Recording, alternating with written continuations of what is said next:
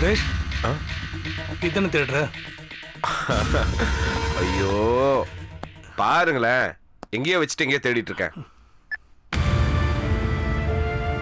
Ratna photo இப்படி. Thanks Satish. ஏய், இது என்ன பெரிய வேலையா? ஸ்கேனிங் பண்றதுக்கு 2 நிமிஷம், அதுல இருந்து டிரான்ஸ்ஃபர் பண்றதுக்கு 2 நிமிஷம். அதுக்கு போய் தேங்க்ஸ்லாம் சொல்லிட்டு இருக்கேன். ஆனா எனக்கு இதை விட அதுக்கு தான் கொஞ்சம் டைம் அதிகமாச்சு. எதுக்கு? அந்த ஃப்ரேமை பாரு.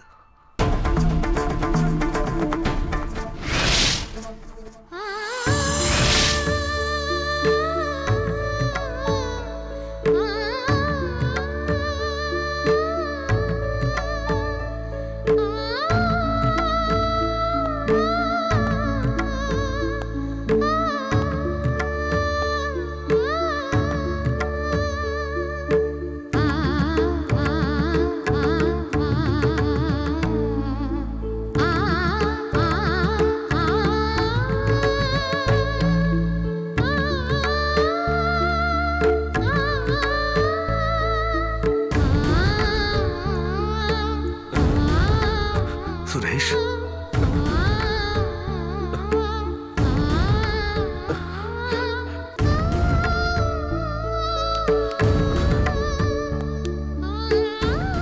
சதீஷ், நீங்க வெறும் மாப்பிள்ள மட்டும் இல்ல, you my best friend, you my only best friend. Thank you Satish, thank you.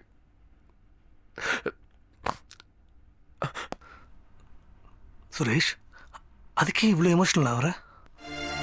நான் அப்படி என்ன பெருசாக பண்ணிட்டேன்?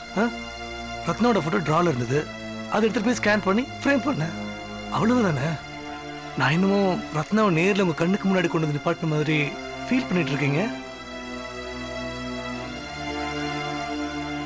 சுரேஷ், புரியுது, இழப்புன்றது இழப்பு தான். I know love is a pain. ஆனா நான் என்ன நினைக்கிறேன்னா, உங்க இழப்புல இருந்து முதல்ல நீங்க மீண்டு வெளியில வரணும், அவ்வளவுதான். அப்போ நான் ரத்னாவை மறந்துடணுங்கிறீங்களா? சே, நான் அப்படி சொல்ல சுரேஷ். அப்படி நான் நினைச்சிருந்தா இங்க இருக்க ரத்னாவோட போட்டோ எடுத்து நான் எதுக்கு செல்ல சேவ் பண்ணி வைக்கணும், ஃப்ரேம் பண்ணி வைக்கணும்? எனக்கு தெரியும், ரத்னாவை நீங்களே நினைச்சாலும் உங்களால மறக்கவே முடியாது. உங்க வாழ்க்கையில இன்னொரு ரத்னாவை ஏத்துக்க நீங்க தயாராகணும். முடியாது, என்னால முடியாது சதீஷ். சுரேஷ், இது பாருங்க, ரத்னா இடத்துல இன்னொரு பொண்ணை என்னால நினைச்சு கூட பார்க்க முடியாது சதீஷ், என்ன விடுங்க. சுரேஷ், ரத்னாவோட இடத்துல நான் இன்னொரு பொண்ணுன்னு சொல்லல, ரத்னாவோட இடத்துல நான் இன்னொரு ரத்னா தான் சொன்னேன். ரத்னான்றது வெறும் முகமா இல்ல மனசான்றது யோசிங்க. முகம் மட்டும் தானா? நீங்க சொல்றது கரெக்ட் தான். உங்க லைஃப்ல இன்னொரு ரத்னா பாசிபிளே கிடையாது. இல்ல ரத்னான்றது உங்க மனசுனா, ஒரு நல்ல ஆத்மானா, ஒரு ரத்னா இல்ல 100 ரத்னா உங்களுக்கு கிடைப்பாங்க.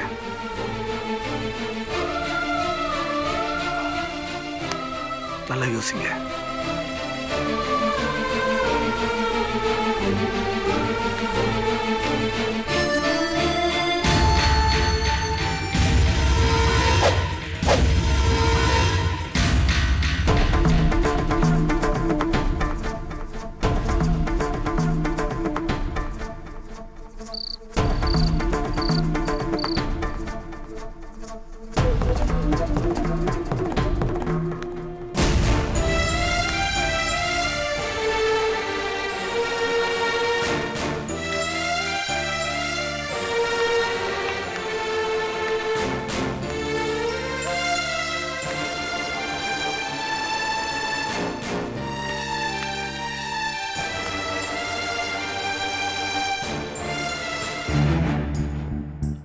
கலைவாணி, உங்க அண்ணன் கண்ணு முடிச்சிட்டாரு.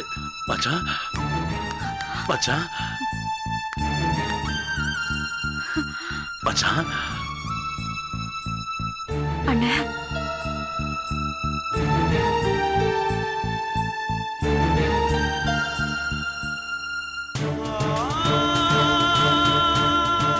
மாமா, சுந்தரம்,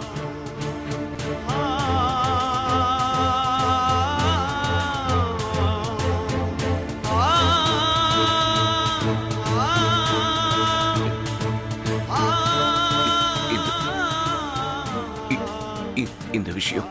மச்சான் நாங்கெல்லாம் இங்கே தானே இருக்கோம். ஆமாண்ணா. எதுக்கு ஸ்ட்ரெயின் பண்ணிக்கிறீங்க? மற்றதெல்லாம் அப்புறம் பார்த்துக்கலாம், நீங்க ரெஸ்ட் எடுங்க. அண்ணே, உனக்கு ஆபரேஷன் நல்லபடியா முடிஞ்சு நீ கண்ணு முழிச்சது எவ்வளவு சந்தோஷமா இருக்கு தெரியுமா? ஆனா இன்னும் ஒரு வாரத்துல நீ நடக்கலான்னு டாக்டர் சொன்னார்னா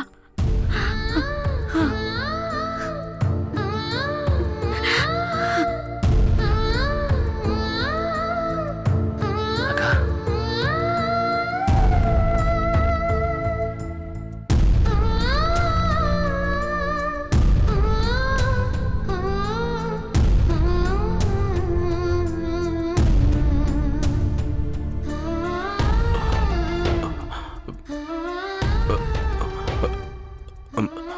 அமுதா,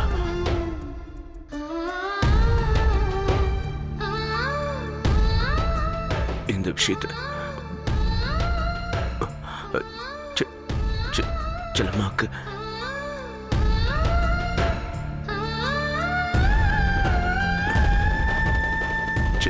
செல்லம்மாவுக்கு பாத்தீங்களா? அண்ணா அண்ணிய பத்தி தான் விசாரிக்கிறாரு. இருங்க அண்ணா, நான் உடனே போன் பண்ணி வர சொல்றேன்.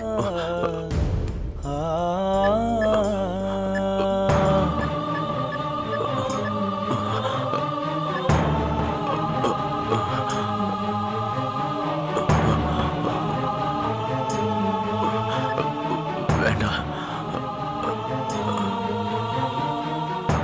செல்லம்மாவுக்கு தெரியக்கூடாது. வேண்டாம், சொல்லாத.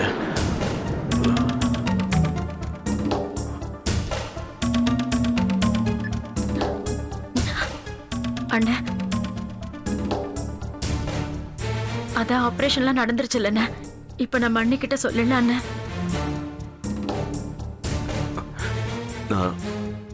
நான் இதுக்கு மேல உயிரோட இருக்கணும்னா செல்லம்மா கிட்ட நீங்க யாரும் எதுவும் சொல்லக்கூடாது.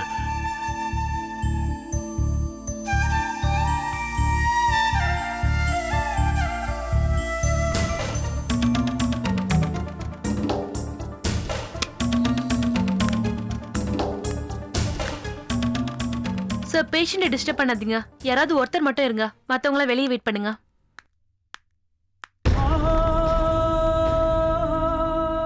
டாக்டர் எங்களை திட்டுவாங்க சார், தயவு செஞ்சு வெளியே இருங்க. யாராவது ஒருத்தர் மட்டும் இருங்க. மச்சான் நாங்க வெளியில இருக்கோம். ரெஸ்ட் எடுங்க. ரெஸ்ட் எடுங்க. அமுதா, நீ இல்லண்ணா, நான் இங்க இருக்கேன், நீங்க போங்க. ம், சரி.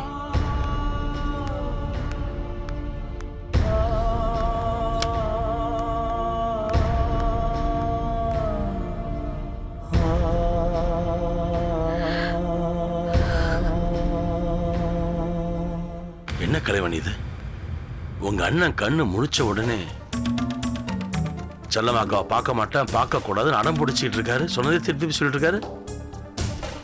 அப்படி என்னதான் அவங்களுக்குள்ள பிரச்சனை தெரியலையே. ஏன் மச்சான், உங்களுக்கு ஏதாவது தெரியுமா? அதான் மாமா, எனக்கும் யோசனையா இருக்கு.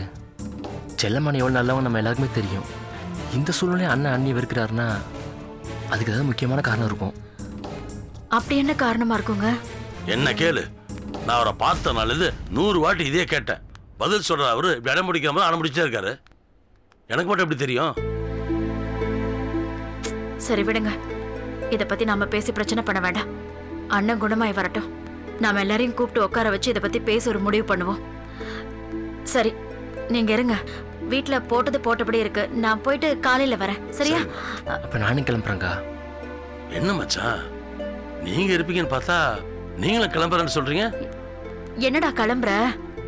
இல்லக்கா, பள்ளியறை பத்தி உனக்கே தெரியும். சின்ன பிரச்சனை கூட ஊதி பெருசாக்கிடுவா. அவ வேற மாசமா இருக்கா. இந்த நேரத்துல பக்கத்துல இல்லாட்டி தேவையில்லாத பிரச்சனை வரும். அதனாலதான்க்கா சொல்றேன். மாமா தான் இருக்காரு, மாமா தங்கட்டுமே. என்ன? இல்ல மச்சான், எனக்கு என்ன இருப்பேன். என்ன பிரச்சனை, தொழில் இப்பதான் புதுசா நான் இறங்கியிருக்கேன்.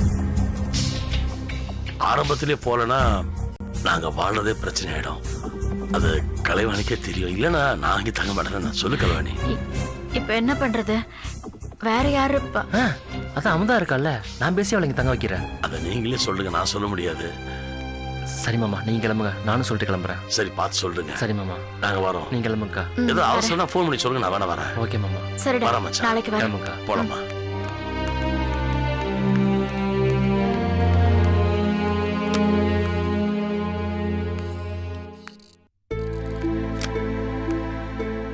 அமுதா மாமாவும் கலைவாணி அக்காவும் கிளம்பிட்டாங்க. அப்புறம் வீட்டில் பழைய தனியாக இருக்கா, நான் போயாகணும். ஒரு நாள் நைட்டு தங்க முடியுமா? என்ன அமுதா அத்தை தான் சொல்லுவாங்கன்னு யோசிக்கிறியா? நான் வாசுக்கு ஃபோன் பண்ணி சொல்லட்டுமா? இல்ல அதெல்லாம் வேண்டாம், நான் பாத்துக்கிறேன். சரி, ஏதாவது ரொம்ப எமர்ஜென்சினா கால் பண்ணு, நான் உடனே வந்துடுறேன். டிஃபன் ஆச்சு வாங்கி ஊற்றி போட்டுமா? வேண்டாண்ணே, நான் கேன்டீன்ல வாங்கிக்கிறேன். சரி, காலைல சீக்கிரம் வந்துடுறேன். ம், பார்த்து போனா. சரி நான் வரேன், பார்த்துக்கோ.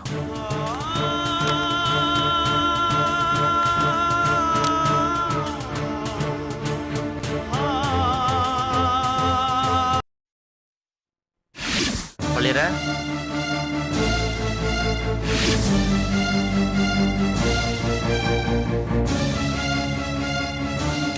இன்னும் கோமா தான் இருக்கியா? ஏய், இப்ப எதுக்கு மூஞ்சி தூக்கி வச்சுட்டு உட்காந்துருக்க? வேண்டாம், என் கோவத்தை கிளறாதீங்க. என்னது கோவத்தை கலராதீங்களா? இஷ்டத்துக்கு பேசிட்டு இருக்கிற? பேசாம பின்ன என்ன பண்ணுவாங்க? புள்ளத்தாச்சி பொம்பளை நான் தனியா கிளம்பி வீட்டுக்கு வந்திருக்கேன், என்ன அப்போட விட்டுட்டீங்க. அவ எப்படி வீடு போய் சேர்ந்திருப்பான்னு கொஞ்சம் வந்து யோசிங்களா? ஏய், நானா உன்னை போக சொன்னேன்? நீ தானே வீரமா பேசிட்டு வந்த. ஆமா, நான் தான் வீரப்பா பேசிட்டு வந்தேன். அதுக்காக நீ எப்படியோ போன சொல்லி விட்டுருவீங்களா? வர வழியில எனக்கு ஏதாவது ஆயிருந்தா என்ன பண்ணிருக்கீங்க? ஏய், என்ன பேசுற நீ? புது ஊரா? போன ஆட்டோல திரும்பி வந்திருக்க போற. சரி, நானும் வந்தேன்னு பாத்துட்டு ஓம்பரான பேசிட்டு இருக்கிற. ஹாஸ்பிட்டலுக்கு போனா அங்க ஒருத்தர் படுத்திருக்காரு, கேள்விப்பட்டோம்ல. அவர் யாரு? ஏன் என்ன உனக்கு மாமா தானே? ஒரு எட்டு பாக்கணும் தோணுச்சா உனக்கு? எதுக்கு பாக்கணும்? நான் எதுக்கு போய் பாக்கணும்ங்கற? அவங்க என்ன உங்க அண்ணா ஹாஸ்பிடல்ல அட்மிட் ஆயிருக்கான்னு நமக்கு ஃபோன் பண்ணி தகவலா சொன்னாங்க? சொல்லலையே. ஏதோ நம்ம ஹாஸ்பிடல்ல உங்க அக்கா கலைவாணியை எதேச்சியா பார்த்தோம், அவங்க தகவல் சொன்னாங்க. அது கூட சும்மா சொல்லலையே. பணத்துக்காக உங்ககிட்ட சொன்னாங்க, அவ்வளவுதான். இல்லனா என்னைக்கு அவங்க நம்மள மதிச்சிருக்காங்க? இத்தனை நாள் கண்டுக்காதவங்க இன்னைக்கு கண்டுக்க போறாங்க? என்ன பள்ளியற இப்படி பேசிட்டு இருக்கிற? அவங்க என்ன சூழ்நிலை தானே யாருக்கு தெரியும்? அப்படி என்ன சூழ்நிலை?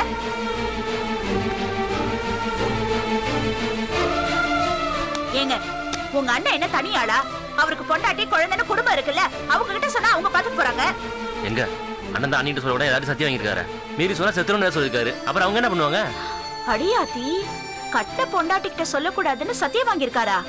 அப்படி அவங்களுக்குள்ள என்ன பிரச்சனை? சரி, அவங்களுக்குள்ள என்ன பிரச்சனையோ இருந்துட்டு போட்டோம், அவங்க எக்கடோ கட்டு போட்டோம், அத பத்தி நமக்கு என்ன? நீங்க ஹாஸ்பிடல்ல இவ்வளவு நேரம் என்ன பண்ணீங்க? ஏண்டி, அண்ணனுக்கு ஆபரேஷன் நடக்கும்போது கூட மாடந்து ஹெல்ப் பண்ண வேணாமா? பாதியில விட்டுற முடியும். ஆபரேஷன் முடிஞ்சிருச்சா? என்னமோ 4 லட்சம் ரூபாய் தேவைப்படும் ஆபரேஷனுக்கு, அதுல 2 லட்சம் ரூபாய் கட்டினாதான் ஆபரேஷன் பண்ணுவாங்கன்னு சொன்னாங்க. ஆபரேஷனுக்கு யார் பணம் கட்டினாங்க? நீங்க கட்டினீங்களா? என்கிட்ட எதிரி எவ்வளவு பணம்? கருப்புதர மாமா தான் பணம் கட்டினாரு. ஆமா, உங்க கருப்புத்திர மாமா பெரிய ஐஏஎஸ் ஆபீசர். கையை நீட்டின உடனே இந்த ஆளு கட்ட பணத்தை கொடுத்துட்டு போறாங்க, அவர் போய் கட்டி இருக்க போறாரு. பொய் சொல்லாதீங்க, நீங்க தானே பணத்தை கட்டினீங்க. ஏய், நான் ஏன்டி உங்ககிட்ட போய் சொல்ல போறேன்? யாரோ பணம் கட்டினாங்க, நல்லபடியா முடிஞ்சு போச்சு. பிரச்சனை முடிஞ்சு போச்சு, விட. பிரச்சனை இதோட முடியலங்க. நாளைக்கு தம்பி இருக்கான் தாங்குவான்னு பண உதவி கேட்டு வாசல்ல வந்து நிக்க போறாங்க. நீங்க இருக்கிறதெல்லாம் அள்ளி கொடுக்க போறீங்க. இங்க பாருங்க, நான் வேற மாசமா இருக்கேன். நாளைக்கே நமக்கு பிரசவம், ஆபரேஷன், குழந்தை குட்டின்னு வந்தா நிறைய பணம் தேவைப்படும். அப்ப நீங்க யார்கிட்டயாவது போய் கேட்டீங்கன்னு வச்சுக்கோங்க, ₹1 அது கூட தரமாட்டாங்க. நமக்கு நாம தான், புரிஞ்சுக்கோங்க. சரி, சொன்னதே என்ன திருப்பி சொல்லிட்டு இருக்க, விட. இங்க பாருங்க, உங்க நல்லதுக்காக தான் சொல்றேன். பாத்துட்டு வந்ததுக்கே நமக்குள்ள இவ்ளோ பிரச்சனை வருதே. இன்னும் 1 மணி நேரம் பக்கத்துல இருந்தோம், அவ்வளவுதான். ஆயுசுக்கும் நிம்மதியா இருக்க முடியாது. நான் சொல்றத புரிஞ்சுக்கிட்டு கொஞ்சம் புத்திசாலித்தனமா பழைக்கிற வழிய பாருங்க.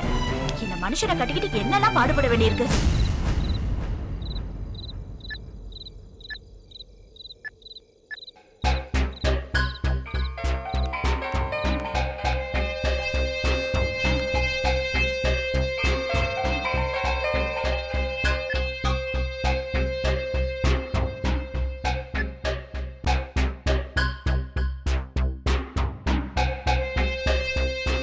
என்னடா பேசுனியா?